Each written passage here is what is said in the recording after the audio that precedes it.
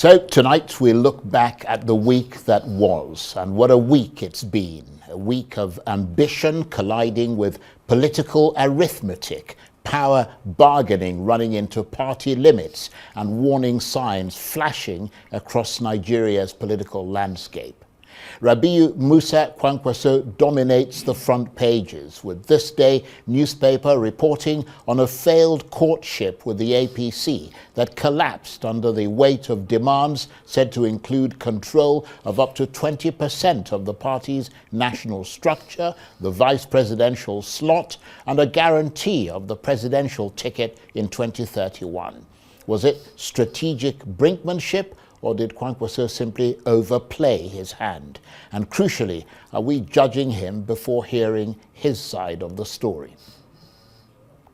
And with me to assess this story and all the others are three well-regarded commentators. And they are the policy strategist and group CEO of the global investment and trade company, Abba Yusuf, the public affairs analyst, Nnamdi Dickson Iroegbu, who is a member of the People's Democratic Party, as well as an Obidient, and the development expert and business and economic analyst, Dr. Raimi, who is a member of the ruling APC party. Gentlemen, thank you very much indeed for joining us. Let me come to you first, Abba Yusuf, because you are, of course, from Kano, and that puts you squarely in the middle of the story. If Rabiu Kwankwaso truly demanded control of a significant chunk of the APC structure, the vice presidential slot, and a 2031 pathway, was he negotiating from strength or misreading his leverage in today's political market? Thank you very much for having me on this very important topic, Charles. I will respond to or agree with the second, potential outcome you mentioned. Senator Rabiu Musa Kwankwaso overreached without prejudice to, like you said, hearing his own side of the story. But indeed, politics in Nigeria, largely 70% of the wheeling and dealing by now is out on the street. So obviously, the die is cast.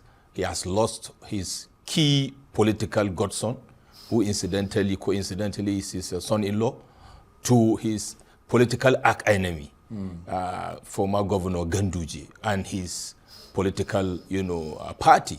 So obviously that is what has played out, because we've also had the charter and conversation with the adherents of the NNPP, the Kwankwasia, and the APC. Back at home, we can glean from that to say, obviously, this politics of sense of entitlement of the political class, and I dare say, Charles, the vicious cycle of transactional political godfatherism in Nigeria is timing out. You see what is playing out, and there's crescendo in River State. We see what is happening in Kano State. Not long ago, we saw what played out between Governor Obasani and former Governor Nasir El-Rufai. So in the case of Senator Rabiu Musa Kwankwaso, it is something that shouldn't have happened. It's a lesson for political players that sometimes you need to play the long game. And indeed, for those that have the stay power in politics, they play for the long game. That should have been the case with him. Obviously, during further conversation, we'll look at the potential dynamics, because the present honeymoon in the APC is another, trouble waiting to happen, with the political titans in that, which is going to be very difficult, especially build up to the Congresses, ward and state and regional. It's going to be interesting to see how these strange bedfellows will play out with an Abba Gida, we call him Governor Abba, who has practically no political structure, but the borrowed one from Kwankwasia. Will they remain loyal, or will they play the protest vote when they lose the political structure after the Congresses, which is akin to Kano politics if you go back into history? That's a very important point, and that's one of the reasons we're delighted to have you here, because you've got your ear to the ground and you are a Kano insider. Now, let's talk to someone who purports to be an APC insider, Dr. Raimi. I don't know how much of an ear to the ground you've got, but in this particular instance, Dr. Raimi, is this a case of excessive ambition killing a deal, or a strategic attempt by Kwankwaso to remain indispensable by proving he cannot be cheaply absorbed. Oh, thank you very much, and Happy New Year, Chas, and welcome Same to back. you. Okay, for me, I want to see this Senator Rabi Kwankwaso demand of from our party, the APC, has been quite correctly put by this day newspaper, the paper of record, to be unrealistic and overrated demand. For instance, we have read, and I believe that most of what has been put forward there are most likely to be correct demand that he made from our president and from our party. 3 elements that has been highlighted. 20% control of the national structure. That means if only him control 20% and is controlled evenly, it means the entire 100% of our national life in our party will be controlled by 5 people. That cannot be accepted by our party, which has 36 states to contend with in terms of demand of stakeholders, which has 774 local government to contend with in terms of stakeholder demand. I think that is overambition. Secondly, there's this issue of a vice presidential slot being put on the table. We believe that that is immature to demand at this moment because it is an opportunity that's not vacant. We currently have our vice president who is doing very well, complementing the effort of our president, His Excellency Bola Ahmed Tinubu. Our vice president is Senator Setima Kazim, GCON. We believe that without prejudice to further dynamics, he will still be on the same ticket with our president. So that particular demand, if made by Senator Rabi Kwankwaso, is also out of the table. Thirdly, he's talking about having the opportunity, in fact, to control the party by 2031. So I think Senator Rabi Kwankwaso, without prejudice to the value he brings politically from Kano, even if it's to deliver the entire Northwest for our party, his demand are overambitious, and I think it should be a lesson for those who believe that they cannot sacrifice personal demand for the general interest of our party. Why we still look at him? Well, because our president is the greatest political strategist that ever come from Nigeria and Africa, in modern democracy. Well, I'm not sure the guy in the other studio will agree with you. Well, he may not agree, but believe me, in Africa, Nigeria, whoever rules Nigeria is the leader of Nigeria, occupies a strategic position. Okay. A sixth of the entire population in Africa. Africa has 1.4 billion people. Nigeria has 233 million people. So when you look at that, 10 countries put together in Africa, that is equivalent to the population of Nigeria. So whoever leads Nigeria, and in this time, our president, and we know his political antecedent, we believe that we will welcome him if he still believes that he can, work with all the other stakeholders for the benefit of Nigeria. Let me move on to Mazi Nnamdi Dickson Iroegbu. Thank you for your patience, old chap, and good to see you again. And let me just ask you this, because you are sort of quite literally on the other side of the Mason-Dixon line as far as the studio is concerned, but also from the point of view of the political perspective of the man we just heard. Given that we've only heard one side of the story, how much of this narrative may be post-deal spin by the APC to frame Kwankwaso as unreasonable rather than admit fear of his electoral value? Charles, thank you. Thank you very much. First off, Kano is my state of birth. I was born in Kano State and I grew up in Zaza. So I am relatively aware of the way the politics of northern Nigeria is played. Today, since the absence of President Muhammadu Buhari, the leader of the Talakawas is obviously Rabi Kwankwaso.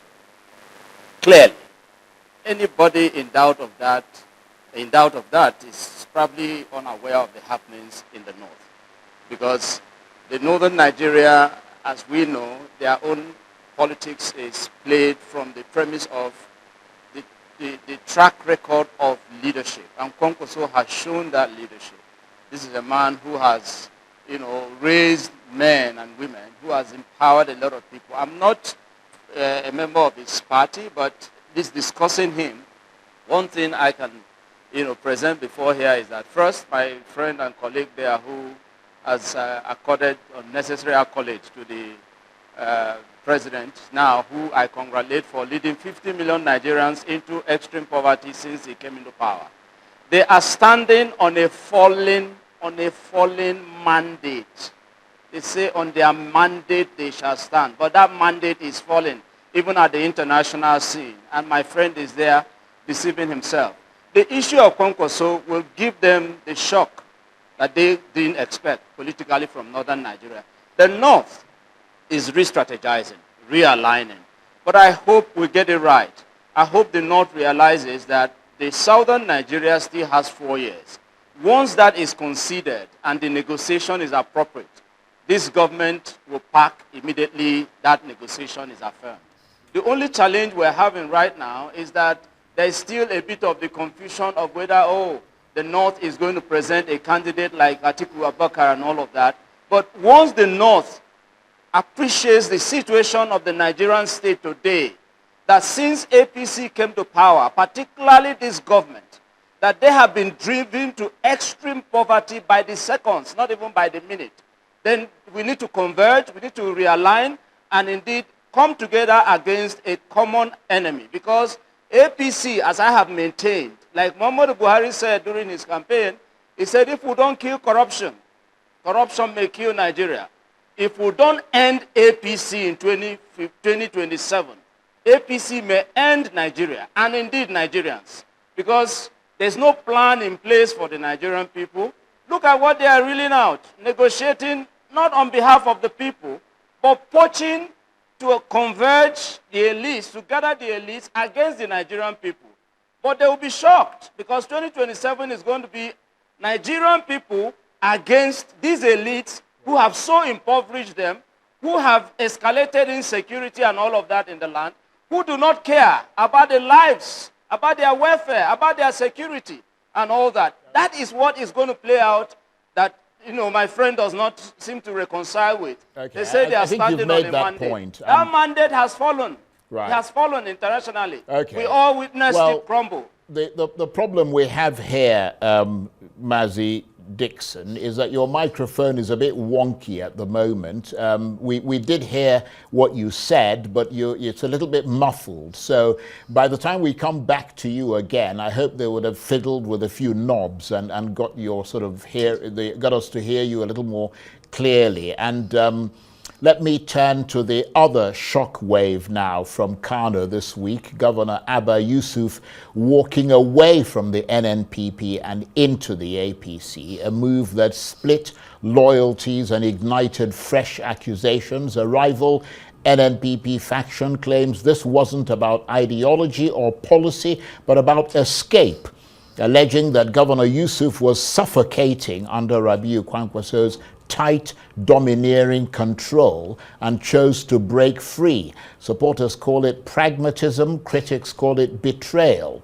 Is it the opening move in a wider 2027 survival game as politicians begin repositioning for what lies ahead? Let's see what our panel thinks. And let me come back to you, Baba Yusuf. His name is Abba Yusuf, but there's no relationship, I take it. Is Abba Yusuf's move best understood as ideological betrayal, political self-preservation, or a calculated attempt to free himself from Kwankwaso's shadow ahead of 2027? It's pure and simple self-preservation, Charles.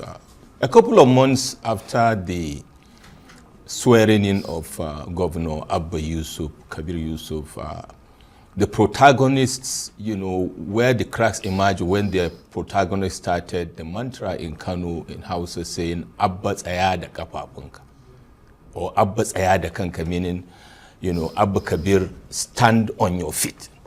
And that mantra was the beginning of what we have seen that has happened today.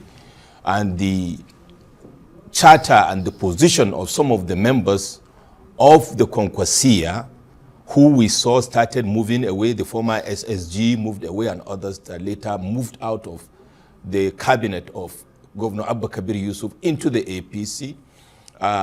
We're saying that there is this overbearing, hold on the governor by Senator Rabi Musa Kwankwaso.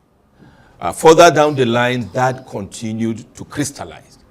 And obviously, like I said in my opening remarks earlier, this is a typical template of godfatherism, playing out between a godson and godfather. Let's not forget, a couple of years ago when Senator Bukola Saraki was governor of Kwara, it even played out with his late father, elder statesman Chief Olushola Saraki, when Bukola Saraki was governor and his benefactor was his father. This is power play.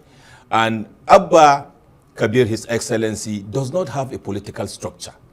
He had to lean on the political structure of Senator Rabiu Musa Kwankwaso, the Kwankwasia movement, which we must give credit to, Kwankwaso built a political structure that for a long time has not, manifested more like a quasi Malam Aminu Kano's PRP of back in the days, coming with the strategy of resonating with the masses of Kano State or northern Nigeria. But having done that now, Abba was able to use this opportunity of his boss's overbearing influence and at the same time this overreaching with regards to the dynamics. Of course, that lays credence to the power of the Kwankwasia movement, the fact that President Bola Ahmed took 3 years to try to sway Kwankwaso into the APC fold. That being said, yes, that is what has happened. What remains to be seen is how Governor Abba Kabir is able to establish the structure he has come in with into the APC, build up to the 2027 election. And that being said, these political barracudas in APC, will they allow him to emerge, even though President Bola Ahmed Tinubu asked them to stand down and then build up to 2031 elections? Okay. Nobody wants to leave a structure shallow for a while. Indeed. And Dr. Raimi, I wonder what you think, because you are in the APC, if you're listening to Mr. Yusuf there, do you think that the Kwankwasia structure in Kano is such a formidable one that it'll prove a big challenge for Abba Yusuf in terms of the potential of re-election? Or do you think that the combination of the APC and the former Governor Ganduje, who is also from Kano and has some structure there, might prove to be the lift that Abba Yusuf needs to overcome the Kwankwasia movement?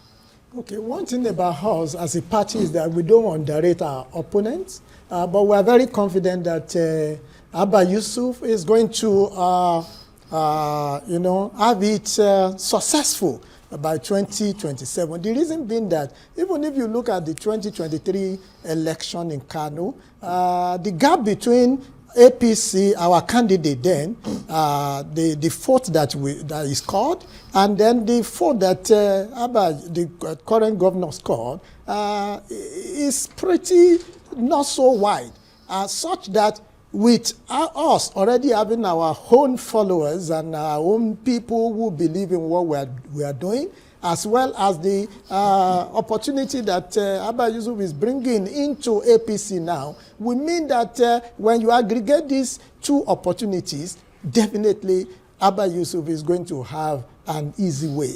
And I believe that we're also trying to make sure that we speak and discuss and negotiate with our existing structure so that we can fully accommodate Abba Yusuf and the people that are coming with it. So I believe that the Kwankwasia structure, which we are not underrating, it wouldn't be as very formidable as it used to be back in 2023. Things have changed and things are changing. Right. And there are quick wins even for Kano before then. Yeah, what are the low-hanging fruits? The issue of emirate Toshu, I believe we are hearing discussion that they are finding a political solution into it, because resolving that particular problem, which has lingered for about 2 years, will also bring political growth, economic survival, and improvement for the benefit of our people, peaceful coexistence will also increase. There are many advantages, not just that the governor want to break away from his benefactor, but also for the benefit of Kano as a state, because having a relationship with federal government is an add-on value to any state, and that's exactly what I think the governor has taken advantage of. Okay. Well, I'm told that Dickson, who is in our off-site studio, is not in vision at the moment, so we can't actually see him. They're fiddling with his camera. So in that regard, let me come back to you, Mr. Yusuf. And I suspect that that this also gives us a great advantage of having your inside knowledge of Kano here. So thank you for staying with us. What do you think Yusuf's, Abba Yusuf's defection, Governor Yusuf, what do you think that defection does to Kwankwaso's claim to be a national power broker? Does it weaken him fatally, or does it paradoxically sharpen his outsider appeal? In the short to mid-term, it has weakened him. But further down the line, we are going to talk about the comments made by Senator Ali Ndumi, and maybe then I can share some perspective to that angle. Right. Because in the mid to long term, Senator Raimi Musa Kwankwaso could have an opportunity of a resurgence as far as potentially Kano state politics is concerned, if anything. Because the current political gladiators in the APC, Kano is a very interesting state, Charles. And if we go back to history, like I say, we are masters of this protest vote game we play. Yes, President Bola Ahmed Tinubu is a different kind of personality as a president, but we have seen several times how even at the national level he has been able to bring them together and now to say, look, the issue of governorship aspiration by the Deputy Senate President Barrow Jibril and others should sheath their swords and focus on ensuring there is unity of purpose. However, let me remind us of what happened in 1991, Charles, when we had an SDP candidate, late Engineer Magaji Abdullahi of the SDP, and we have Architect Kabir Gaya of the NRC. The PRP fold of Malam Aminu Kano, most of them were in the SDP, Charles, and you had two factions of Malam Aminu Kano that we call it Tabo, and the former governor late Abubakar Raimi of the Sensi group that were morphed into the SDP, which is akin to what we have now, Governor Abba Kabir and Gandujia in the same APC. When push came to shove and Engineer Magaji of Tabo emerged as the candidate, they kept quiet. But during the election, guess what they did? The Sensi faction gave their vote to the NRC candidate, and that is how Kabir Gaya emerged as the governor of Kano State. This political calculus, people know about. And when you talk about the masses as well, how Governor Abba Kabir continues to deliver the dividends of democracy between now and 2027 and beyond will determine how the occult Kwankwaso movement sway in terms of voting pattern. Now we have seen the political elites. What is important is for us to know that the erosion of the value of the Kwankwaso at the grassroots, to be honest with you, is not significantly eroded. And what remains to be seen is how it plays out in the voting pattern. Well, thank you for that. And let's move on, because at the National Assembly, hopes for meaningful electoral reform have hit yet another wall. With just a year to the 2027 elections, the Senate has once again delayed passage of the Electoral Act Amendment Bill, this time choosing to set up an ad hoc committee instead. Supporters say it's about getting the details right. Critics say it's a familiar tactic: delay, dilute, and defer accountability. So, as the clock ticks towards 2027, is electoral reform being carefully refined or quietly buried? And let me come to you, Mazi Nnamdi Dickson Iroegbu. Apologies, I think they had to fiddle with your camera and your microphone, but I'm glad to know that we've got you back. Now, everyone knows, don't they, what the problems were in 2023, and the correctives to those problems have been included in this amendment bill. So what is it that they are reviewing again, in your assessment? Charles, I think I'm being sabotaged from this end. You know, they don't want this end to be well heard and all that. But that's by the way. I predicted you're not being sabotaged. I predicted. It's okay. I predicted.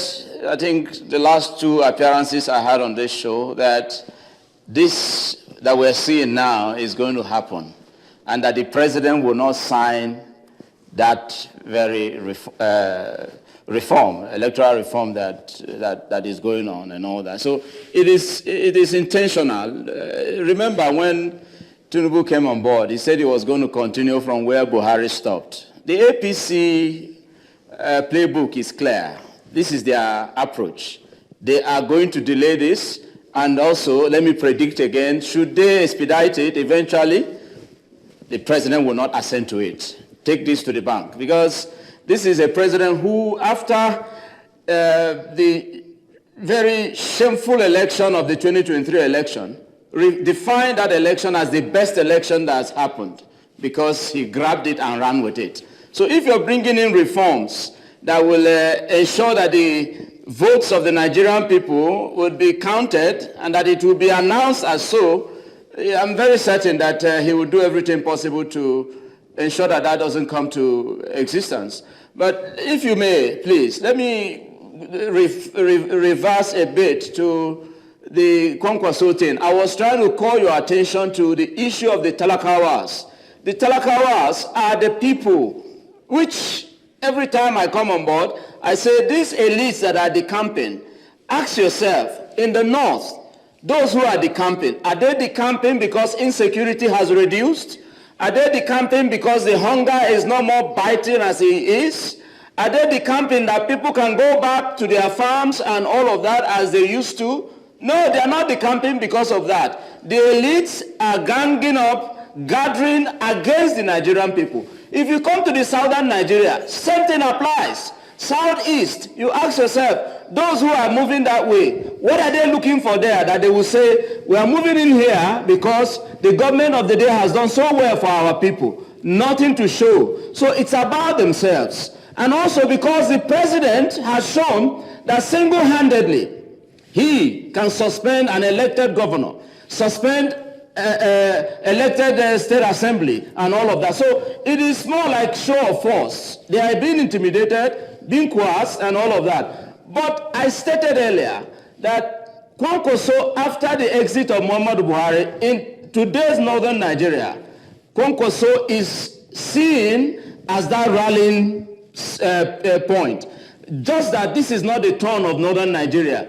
If the north unites alongside those of us from southern Nigeria who are not comfortable with the state of things in this country, this government will go because they are not standing on anything. You're like moving, stated, you're kind of... they are standing collapsed down there in Turkey. That standing is I understand the point you're making, but you're deviating from the line of questioning considerably. And it is obviously your right to answer the question however you want to. But let me come to you, Dr. Taufeeq Raimi, before we have to kind of move on, because time is galloping ahead, so do try and keep your answers relatively brief. Is the creation of yet another ad hoc committee in the National Assembly over this electoral amendment bill a genuine attempt to refine the bill or a time-tested legislative tactic to quietly bury reform? Okay, Charles, so far, I'm a scholar and a practitioner at the same time. What that means is that I leverage more on evidence-based opportunity to arrive at certain conclusions. Before me and before Nigeria and the world for now, what has been brought forward as evidence is what the Senate, that is National Assembly Senate, arrived at as at yesterday, saying that they have set up a committee. They want to make sure that they refine, they review. And they gave them 48 hours. And they gave them 48 hours. So let us wait. Of course, the House of Rep has already done their third reading, which is approving their own recommendation. I just hope, because there are very key, time is not here, there are very key important improvement that has been proposed, including even giving opportunity 7 days before election to journalists, to also to people who are involved, you know, and also making that the delegate lists are also published timely by respective parties before the election, and also that it will be made mandatory for electronic transmission of results. We know what's in it. The question is whether it's going to pass in time. I mean, that really is the biggest. I feel that it should pass. However, if there are still reasons why that cannot happen, I think the National Assembly will be I've got to move on. Yeah. Thank you very much indeed. You're watching Arise Prime Time. Plenty more still ahead as we continue our assessment of the week that was. Stay with us.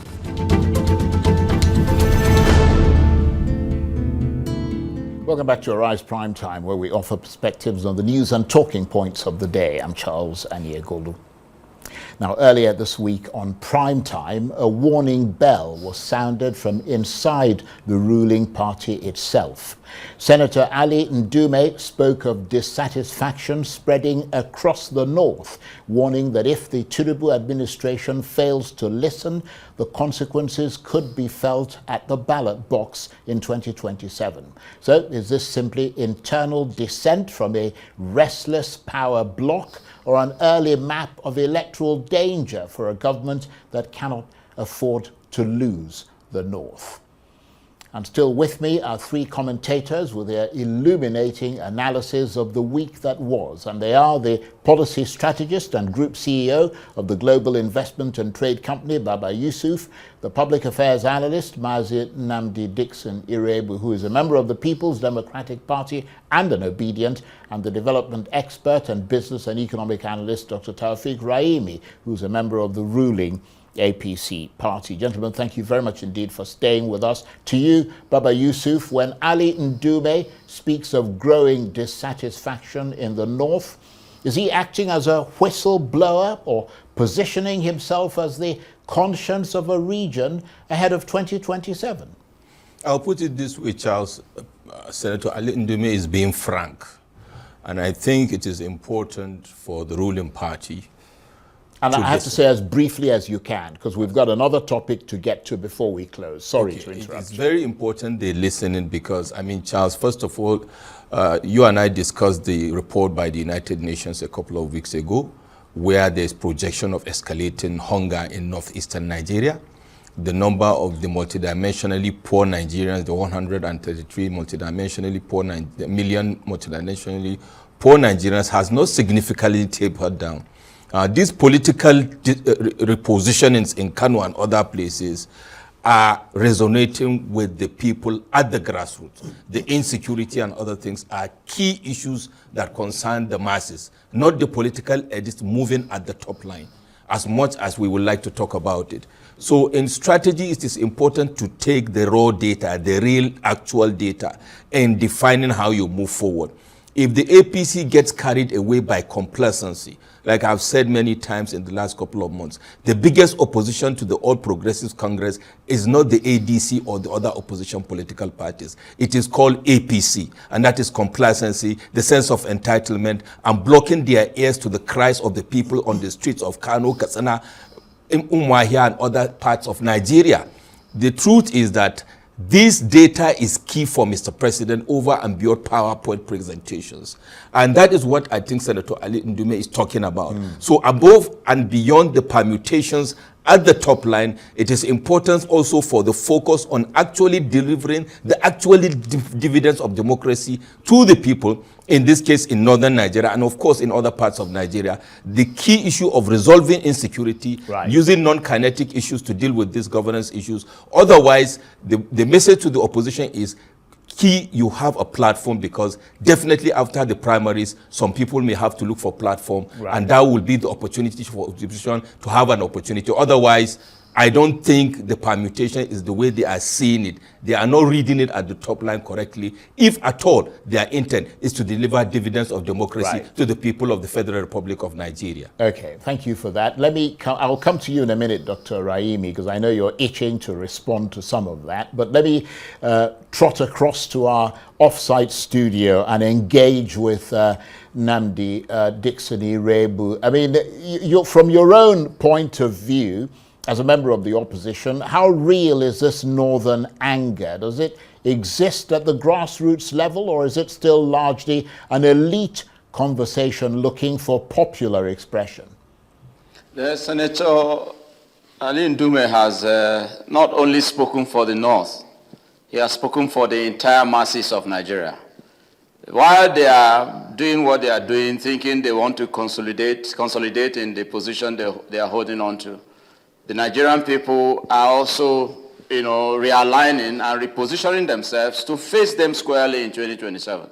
So if one of their own has called their attention to these issues, to these concerns of the Nigerian people, particularly from his own side, well, I pray they don't listen. And it's too late to listen anyway, because this year, all that will happen is politicking. Governance has suffered for the past 2 years plus, so it is not just within these few months of this year that you expect any miracle from the Tinubu-led administration. So indeed, the northern Nigeria will definitely respond to the president. Like you can see some of the moves beyond poaching to get the political elites to his camp. He's also considering the possibility of rejigging the Muslim ticket. Well, whether he rejigs it or not, the northern Nigeria and the entire Nigerian people would definitely respond to the bad governance that the Tinubu administration has given. Let me move on from there, because again, time is desperately against us. So let me come to you, Dr. Raimi, as briefly as you can, because we've got one more topic to go through. If the APC ignores these warnings from people like Ali Ndume, who is a member of the APC, what form could political backlash realistically take in 2027? Lower turnout, protest voting, or outright realignment? As briefly as you can. Okay, let me state categorically that our President Tinubu, Bola Ahmed Tinubu, GCFR, is not under evaluating more work to be done in order to actually deliver more dividend of democracy across Nigeria, not just in the north, but across Nigeria. Be that as it may, and that is why you see that he has not abandoned governance, contrary to what Dickson mentioned. Over the time, he continued to do both governance and also, of course, politicking, which is important to sustain power. Right. That's why even only last week and this week, he has been in Turkey. He signed a pact for $5 billion trade, and also to improve fight against insecurity and others. So we are not losing sight on our job as a government. I do not believe in the cry by Senator Ali Ndume about not growing dissatisfaction against the president. Why? It is too hasty. I call it fallacy because it's a hasty generalization. There are so many people in the north that support this government. There are so many people that have appointment within this government. There are so many people that are also even rooting. Just this week, Charles, quickly, the Northern Youth Forum even agreed to possess a nomination form for the president at 200 million when that time comes. In Kogi just yesterday, another group of the youth in the northern Nigeria. Well, you made the point. I want to believe that... You contend that he's popular, and Ali Ndume, who's also a member of the party, so what I will ask Ali Ndume to do is that over the last 20 years he has been in National Assembly, he should by Monday publish the achievement he has brought to his own people. Okay. It is important when you want to remove log in the eyes of people, remove log in your own eyes too. And tonight we turn finally to the courts once again as they redraw the lines of party politics.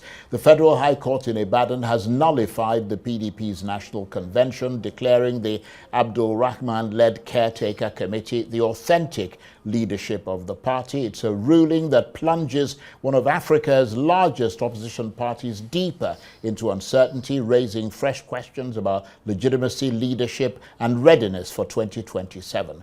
As the judiciary steps in where politics has failed, the bigger issue looms. Can a divided PDP resolve its house in time to mount a credible challenge, or is the clock already working against it? And that logically takes me back to our offsite studio, because I think the person best positioned to give us his perspective on this is Mazin Nnamdi Dickson Iroegbu. Does this court ruling mark the PDP's slow institutional collapse, or could it paradoxically force a painful but necessary reset ahead of 2027? You've literally got 1 minute, so please keep it very short.